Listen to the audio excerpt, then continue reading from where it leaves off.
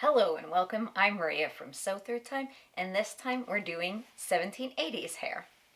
Before we get into the actual how I made this style, let's talk a little bit about 1780s hairstyles and what they actually were.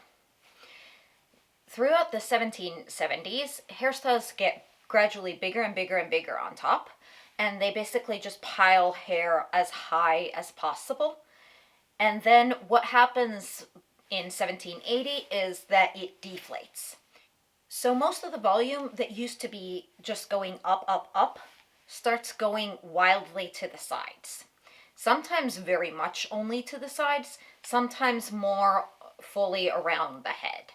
And another thing that happens as the hair deflates is that curly hair comes back into fashion. And no, this hairstyle is not called a hedgehog, even though sometimes it is in modern times referred to that.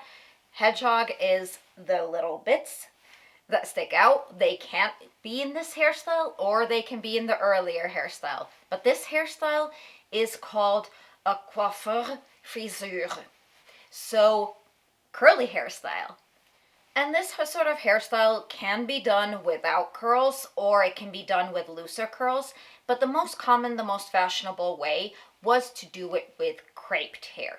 Creping is a technique of really tightly winding the hair up and then setting it with heat to form a semi-permanent curl. This sort of very kinky curly hairstyle that is achieved with creping obviously is usually done in much shorter hair than mine, because it is done to be in hair that is about this size, that this volume is giving now.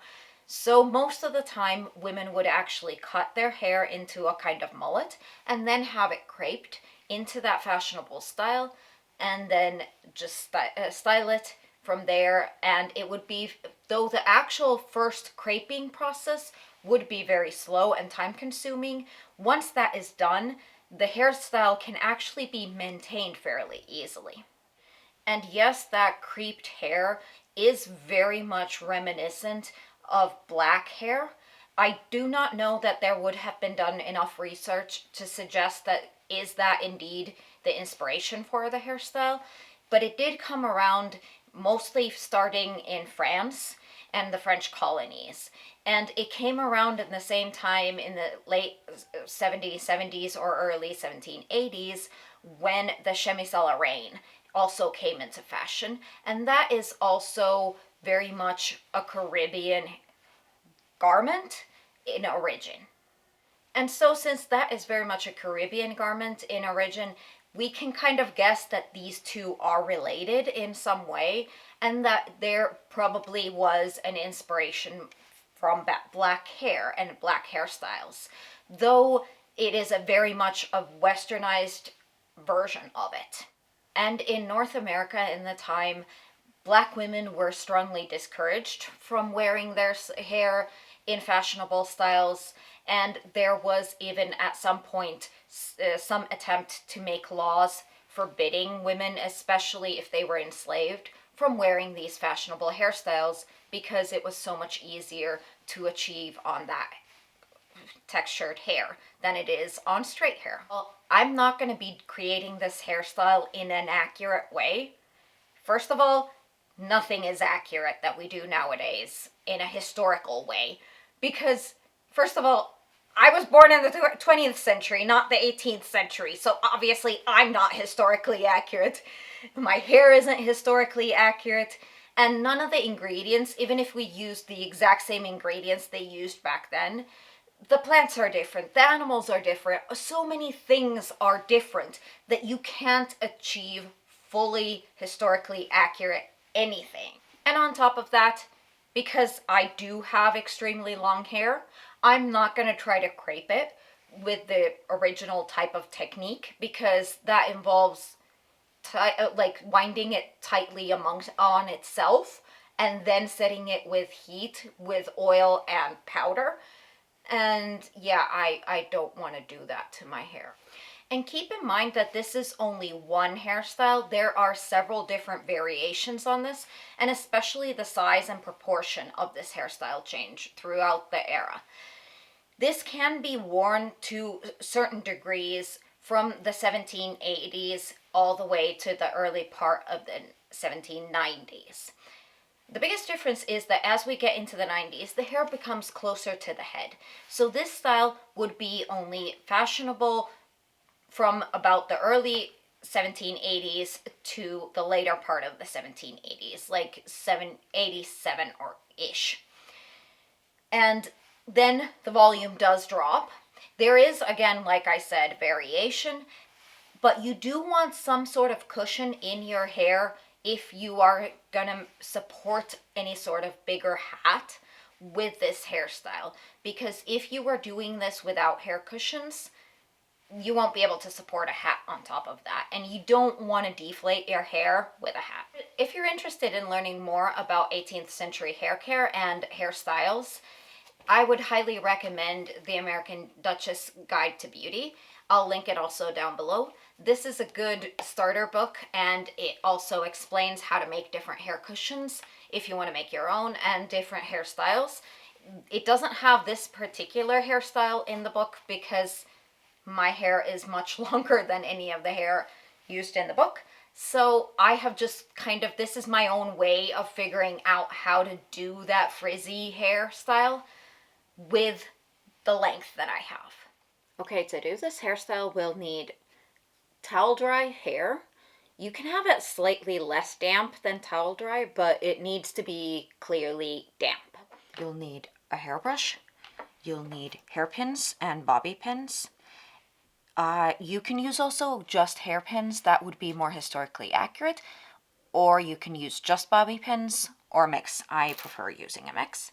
And then you will need some wire shaped into a U. And the way these are made is that you want to make them long enough to reach from the crown of your head to about chin length. So for me, that means about 20 inches of wire.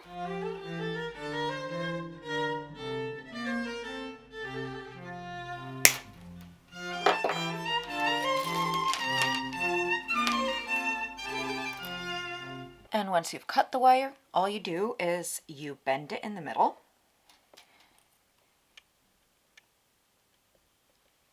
And there you have it.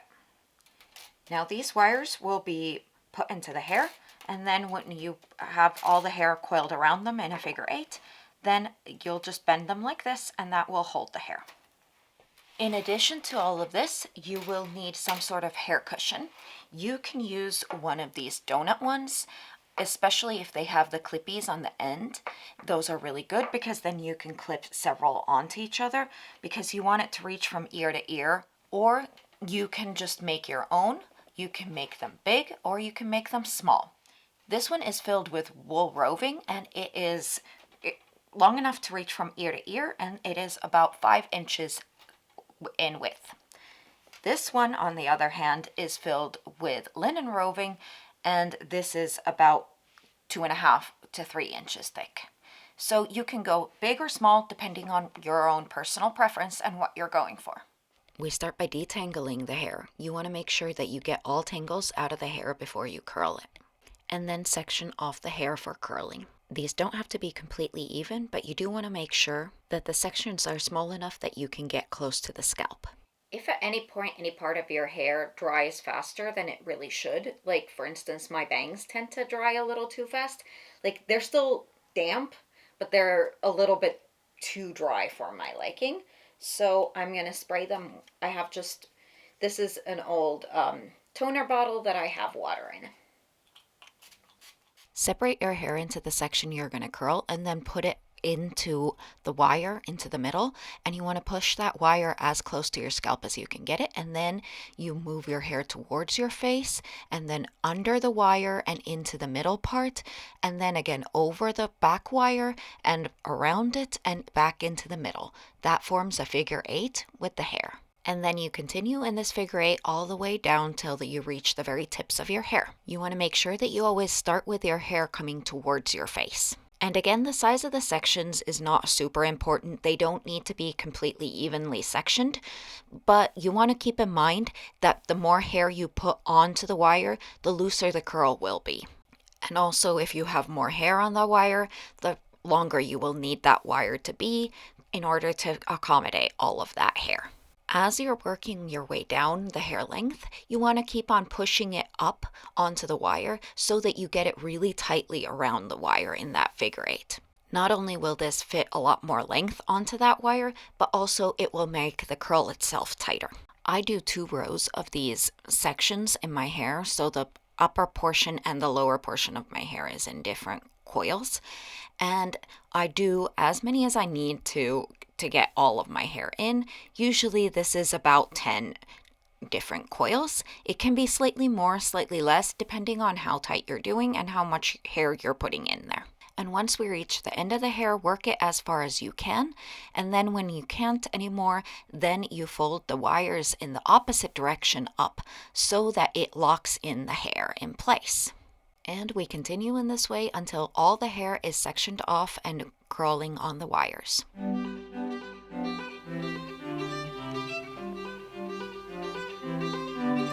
And then when we have all the hair up, then we can put a kerchief on for the night and let it dry. How long your hair needs to dry depends on your hair type and thickness and length. For me, it is typically 2 days. I can do it in 1 day if I speed it up with a blow dryer. But in order for the curl to really hold up, you want to make sure that your hair is completely bone dry before you take it down.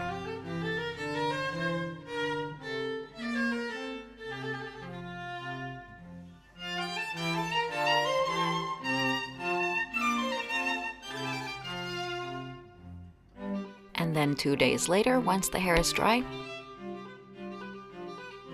you take the wire, straighten out the ends, and then pull on the top part, and then it should come right off.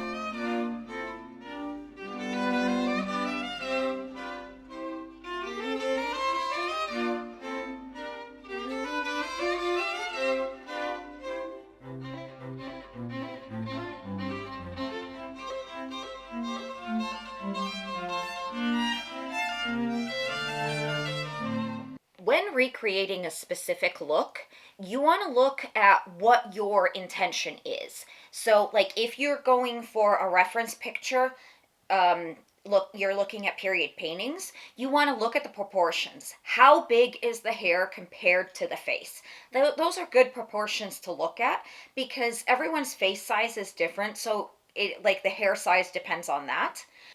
I have already a little bit finger separated this side, so you can kind of see, except for this part, so you can kind of see the difference between textures here where it's already separated a bit with my fingers and here where it isn't at all.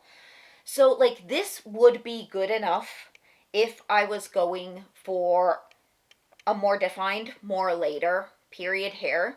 So 1790s or very late 80s if I didn't want a lot of frizz, then this is what I would go for. And what I'm going to do is I'm going to definitely brush this out. This is going to make it super frizzy into basically a frizz ball, but that is what we want. But I'm not going to be doing it to the back of the hair because that we will be treating later slightly different. And I'm not going to be super picky as to what part of the hair. I'm not going to be parting it really nicely right now because, again, it won't matter that much in the end. I just want to frizz this front bit out.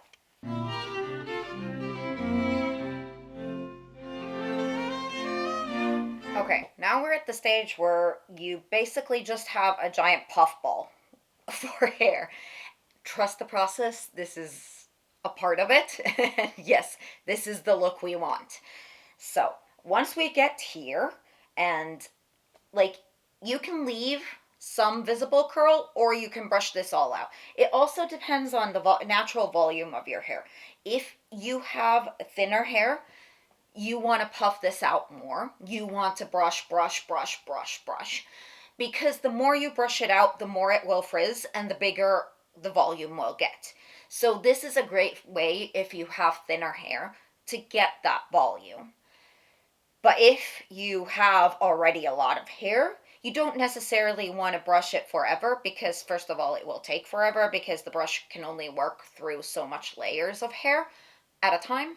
and because then the volume will just get unmanageable. So now we want to put this hair cushion in, and the way I do it is that I use U-pins for actually pinning all my hair into place, usually. I might use a few bobby pins, but mostly U-pins. And then I use bobby pins to secure the hair cushion. You can use the more historically accurate U-pins. They wouldn't have these crinkles in them. The accurate ones would be just a U. You can use just those if you want to be super historically accurate. But I find that with bobby pins, this hair cushion just stays better on my scalp because you want to secure this properly. If you do not have this secured properly, your hair will flop around. It will be super annoying. You will get mad at it in like the first 5 seconds. It will just annoy the heck out of you. It will try to droop on your eyes. Your hat won't be secure. Nothing will be secure if this isn't securely on your head. So make sure this is securely on your head. I don't care what you use to secure it, just secure it. With the first part of the hair in your face, you want to separate the hair so that it is about mid-crown or onwards, everything forward and everything else set back. And then you want to secure the hair cushion. You want to use as many bobby pins as you need, and you want to make sure that it goes through the cushion and really secures it into the scalp. Wiggle around and bounce around to make sure that it really is stably in there, and make sure that it is from both sides, the back and the front, because it will change once you flop that hair over. Then you flop the hair over and secure it with pins into place, making sure that most of the hair cushion is covered. This is why you want to make sure that the hair cushion is a pretty close match with your natural hair color, because if some of the hair cushion is visible, it doesn't matter that much. You can also backcomb the hair a bit to help give it more volume so that that hair cushion is covered. Because in the back of the cushion we're going to form a section of rolls, I like to use the sides already and roll them with my fingers and put them already in rolls behind the cushion. And you want to cover the cushion so that there is a little bit of side hair left, and this you will roll around your fingers to form rolls on the very sides underneath the cushion and pin in place. Insert a bobby pin from both ends of the curl and make sure that they meet in the middle, that way it will hold it securely. And then repeat for the other side.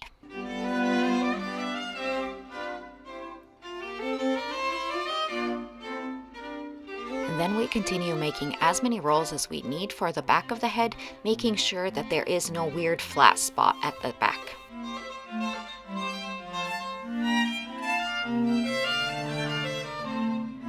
And now basically this part of the hair is done.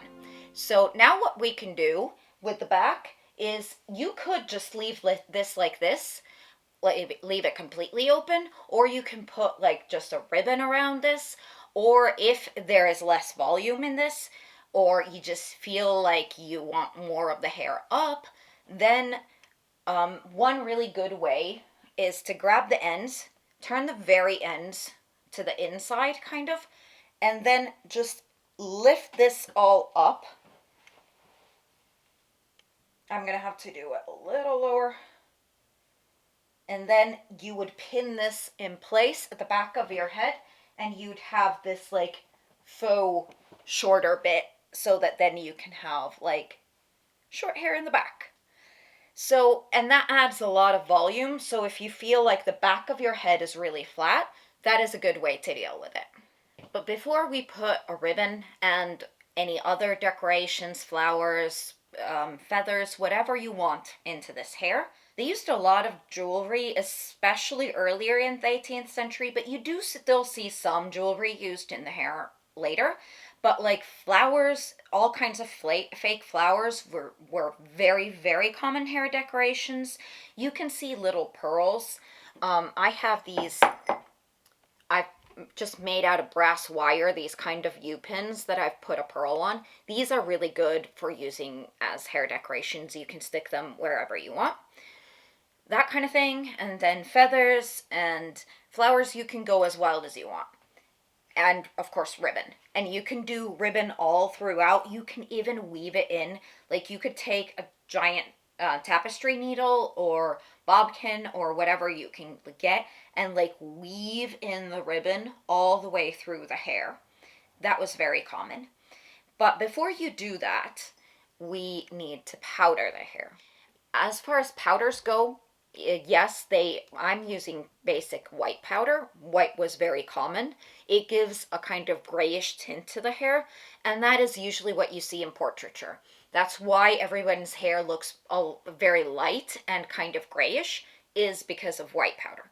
But white powder is by no means the only option. They had pink powder, they had blue powder, they had lilac powder, they had dark brown powder, they had red powder. They had all kinds of different options. So you don't necessarily have to limit yourself to that gray look if you don't want to. And basically, hair powder, what it is basically, in the very simplest form, it is starch. Typically, you would nowadays, the easiest starch to get is cornstarch, and that's the one I'm using because I'm gluten intolerant. But in the era, the most common starch for most of the Western world would be wheat starch. It does have some additives to it, mainly smell things, and some other ingredients. They can be fancy, they can have a bunch of ingredients. I'll link the Toilette de Flora down below, where there is several recipes from the era. But it doesn't necessarily need these additives. The additives are just additives, like modern day, dry shampoo. If you go buy it, it has a bunch of additives to it. But the stuff you need in it is cornstarch or starch, not flour. They did not use flour in their hair. First of all, flour would not work. It doesn't clump up with the oils the same way. It would make weird clumps, and it would look like dandruff. And another note about powdering is that this is why I do this at this stage. Because for getting the frizzy look, we used a brush. And this is not a hairbrushing society. A hairbrush and powder do not mix very well. This can cause this to, and especially if you're using a fancy modern day boar bristle brush, that will easily cause this hair powder to clump up and look like dandruff. And that's not a look we're going for. We want powdered hair, not dandruff hair. I use a slightly stiff face powder brush for powdering my hair. Then if you notice a spot where the hair is falling off as you powder it, secure it with some more pins.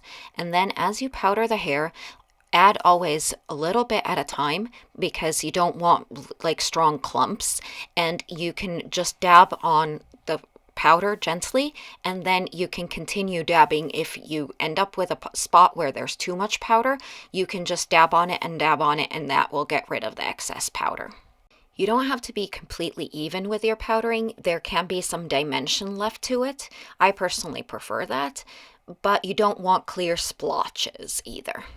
It is helpful if you have a partner to help with the back of your head, but you can do it yourself if you have mirrors so that you can see the back of your head. If you want, you can leave the ends less powdered than the rest of the hair, but you want to make sure that you get rid of any shine, because that is not the look of the era. And if you're planning on wearing this style all day, since we didn't use pomade, remember to set it with some hairspray. And as you can see, the rolls give the back of the head some shape, but still most of the volume is there at the sides. And here it's styled with an era-appropriate hat on top, and a mantle, and my chemise à la reine. Well, that's it for today. Thank you for joining me, and I really appreciate it if you would hit that like button because it really does help out in this world. And if you haven't subscribed already and you would like to do that, go ahead and do that now so that I can see you again next time. Bye!